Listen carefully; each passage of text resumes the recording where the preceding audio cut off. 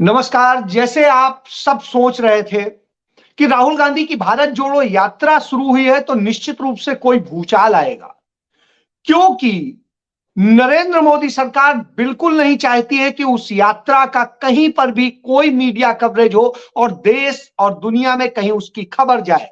इसलिए तमाम सारी साजिशें रची गई थी। उन्हीं साजिशों में से एक साजिश और सामने आ गई।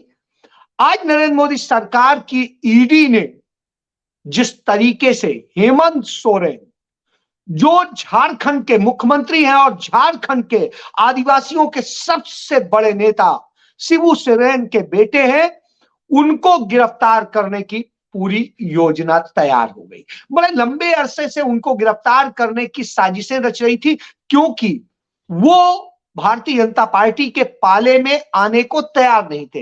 एक वक्त में शिबू सोरेन भारतीय जनता पार्टी के साथ मिलकर काम कर रहे थे, लेकिन भारतीय जनता पार्टी की टुकड़े टुकड़े करने की नीति और आदिवासियों को तोड़ने का जो पूरा खेल था, उससे उन्हें लगा कि जिस तरह से आदिवासियों की संपत्तियां और दूसरी सारी चीजें तमाम पूंजीपतियों को सौंपी जा रही हैं, ऐसी स्थिति में जरूरत इस बात की है कि कैसे हेमंत सोरेन को उखाड़ फेंका जाए।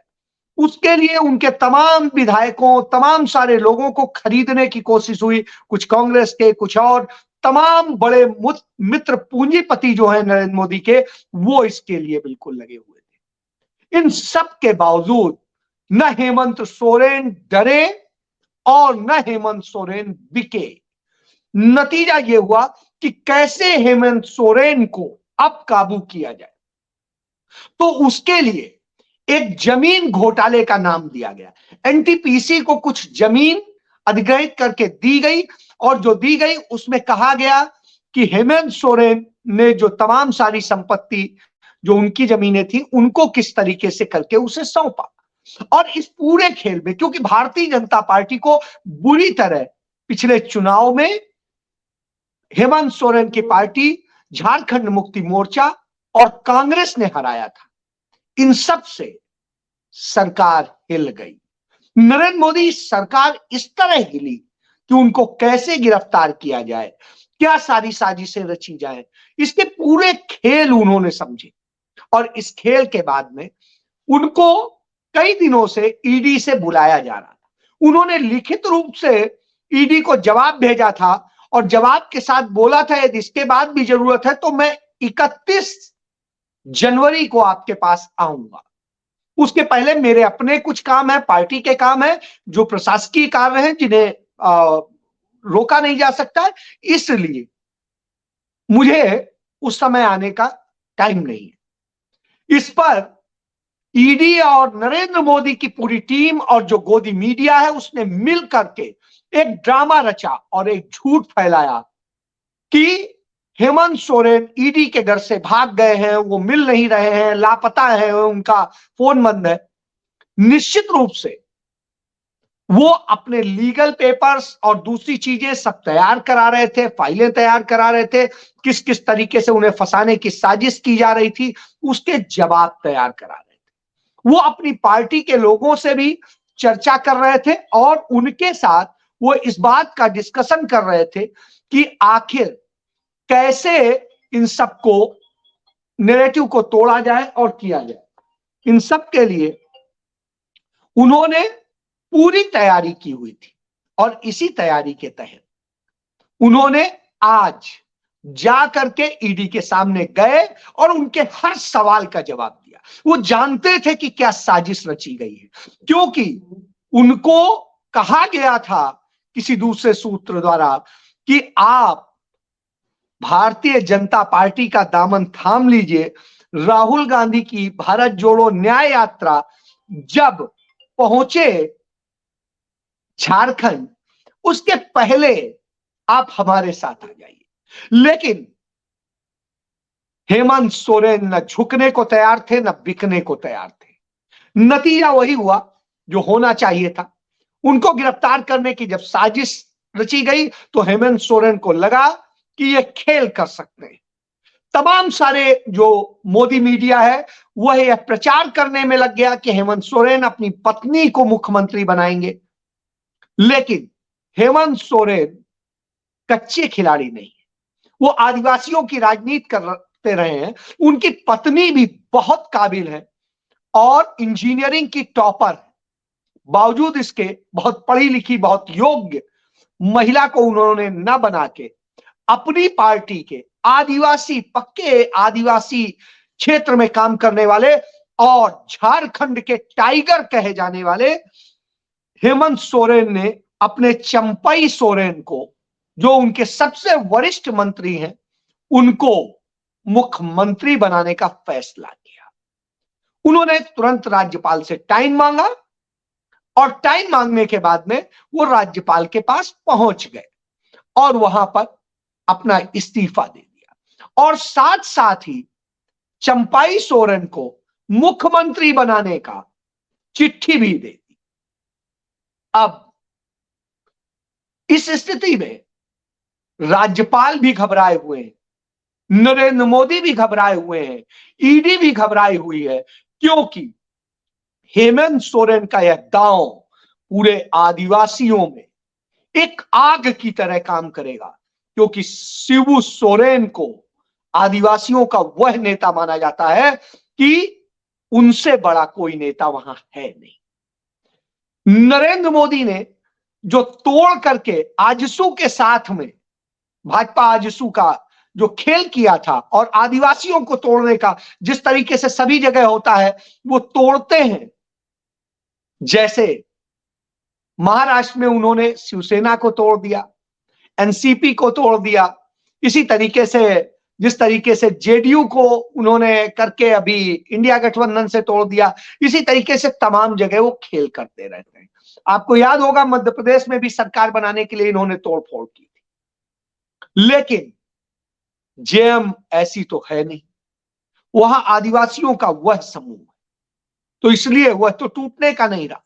इसलिए वो तमाम लोग जो कमजोर लोग थे, जिनकी आजसू थी, उनके साथ मिलकर के आदिवासियों के बीच गेम खेलने का प्लान किया। लेकिन जब वो नहीं पूरा हुआ तो अब खेल यह कर रहे थे कि कैसे खत्म किया जाए शिबू सोरेन के पूरे परिवार को। और जब उनके परिवार को खत्म करने का, क्योंकि वो न उनके पाले में आने को तैयार, न कांग्रेस छोड़ने को तैयार, उन्होंने कहा कि हम झुकने वाले लोग नहीं, हमने देश की आजादी में भी लड़ाई लड़ी और डट के लड़े, अंग्रेजों से भी लड़े, और जब सरकार बनी तो सरकार की नीतियों के खिलाफ भी लड़े, और तब से लड़ ही रहे हैं, तो हम लोग लड़ाका हैं। तो ऐसी स्थिति में घबराई हुई नरेंद्र मोदी सरकार एक साजिश रच रही। उसी साजिश का हिस्सा है कि शिबू सोरेन को आज इस्तीफा दे दिया। उन्होंने इसलिए दिया कि जेल से सरकार नहीं चलेगी, आप चलो गिरफ्तार करो।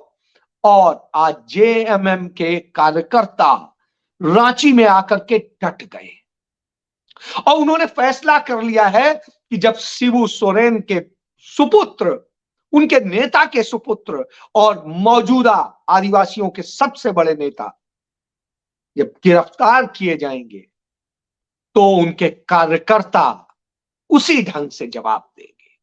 हालांकि हेमंत सोरेन ने कहा है सब शांतिपूर्ण ढंग से करें, तो ऐसी स्थिति में हालात बहुत बिगड़े हुए हैं। दूसरी तरफ जिस तरीके से उनका उत्पीड़न किया जा रहा था, उनके बारे में ईडी के अफसर और दूसरे लोग बोल रहे थे जाति सूचक और दूसरे शब्दों से, इसलिए उनके खिलाफ भी उन्होंने एफआईआर दर्ज करा SC/ST एक्ट में।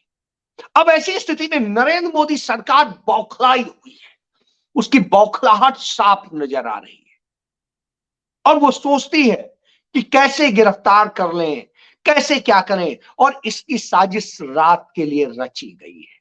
बहरहाल जब तक वो गिरफ्तार होगी, कोई चीज होगा, उसके पहले हेमंत सोरेन ने विधायक दल की मीटिंग बुला ली थी और ईडी ऑफिस से आते ही उन्होंने मीटिंग की और मीटिंग में सलाह मशविरा किया कि बताइए क्या आप चंपाई सोरेन को मुख्यमंत्री बनाने के लिए तैयार है। सबने सर्वसम्मत से कहा आप जो फैसला लेंगे वो हमें मंजूर है और हम आपके साथ हैं, सदैव रहेंगे। तो उन्होंने कहा कि चंपाई सोरेन को मुख्यमंत्री बनाने का मैं फैसला कर रहा हूं, क्योंकि ये रोज रोज का ईडी का खेल मैं खत्म करूंगा। मैं जेल जाऊंगा, मैं चुप नहीं बैठूंगा, मैं डरता नहीं। यदि भारतीय जनता पार्टी ने उनको गिरफ्तार किया तो तय है कि झारखंड में भारतीय जनता पार्टी पूरी तरह खत्म हो जाएगी। आप याद करिए, जब शिबू सोरेन के खिलाफ कार्रवाई हुई थी तो पूरा आदिवासी बेल्ट उनके साथ खड़ी हो गई थी और कुछ भी हो सकता है।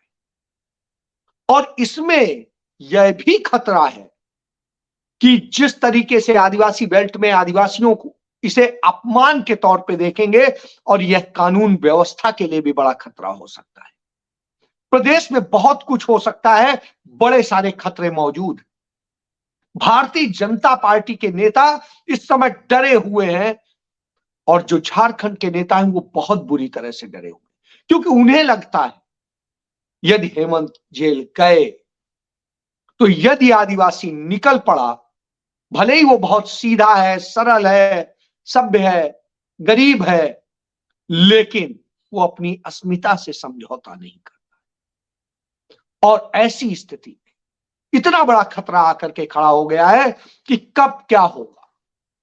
तो अब पूरा झारखंड ये इंतजार कर रहा है, हर व्यक्ति की नजर लगी हुई है कि अब हो क्या रहा है। और यह होते ही निश्चित रूप से बहुत बड़ा खतरा पैदा होगा। उस खतरे की पूरी आहट आ चुकी है और वो भारतीय जनता पार्टी को खत्म करने की दिशा में ले जाएगी उस राज्य में। और जब राहुल गांधी की भारत जोड़ो न्याय यात्रा वहां पहुंचेगी तो वो बिल्कुल हालत बिगाड़ के रख देगी। कांग्रेस और जेएमएम मिलकर के जिस तरीके से वहां भारतीय जनता पार्टी को उखाड़ेंगे, उसकी कल्पना सामान्य आदमी नहीं कर सकता है। हालात लगातार बदल रहे हैं, पल पल स्थितियां बिगड़ रही हैं और नरेंद्र मोदी सरकार, उनके अफसरान और उनके तमाम सारे नेता जो झारखंड के हैं, उनकी हालत बिगड़ी हुई है। तमाम नेताओं को नरेंद्र मोदी ने दिल्ली से वहां कंट्रोल करने के लिए लगा रखा है और उनके जो अर्जुन मुंडा है, जो पूर्व मुख्यमंत्री हैं, उसके अलावा जो पहले मुख्यमंत्री थे, इन सब लोगों को उन्होंने लगाया कि किसी तरह आदिवासियों को कंट्रोल करो। लेकिन आदिवासी जानता है कि उनका सच्चा नेता कौन है और किसने उन्हें वक्त बेवक्त मदद की है, इसलिए हालात बदले हो। और ये मान के चलिए कि यह नरेंद्र मोदी सरकार की, भाजपा सरकार की हताशा को दिखाता है, क्योंकि आपने देखा अभी चंडीगढ़ में जिस तरीके से उन्होंने चुनाव में धांधली की, सरेआम की, ऑन कैमरा की, ये दिखाता है कि वो इस तरह से कर रहे हैं। लेकिन यही सारी चीजें उनके खिलाफ जा रही हैं और ये दर्शाती हैं कि इंदिरा गांधी का आपातकाल बड़ी छोटी सी चीज था। नरेंद्र मोदी ने तो घोषित नहीं किया, वो संवैधानिक आपातकाल था। यहां पर असंवैधानिक आपातकाल से भी बड़ा सुपर आपातकाल है और इसमें सारे विपक्षियों को खत्म कर देने की नीयत है, अपने खिलाफ उठने वाली हर आवाज को दबा देने की नीयत है। ऐसी स्थिति में अब बहुत बड़ा बिगुल बजने जा रहा है। इन सब से संदेश बड़ा हो जाएगा। इंडिया गठबंधन को खत्म करने की जो नीयत है वो उल्टी पड़ती जा रही है। तो अब आप भी इंतजार करिए कि किस ढंग से क्या होता है। रात तक उस खबर को आप बिल्कुल अपडेट करेंगे आपको वक्त के साथ। जय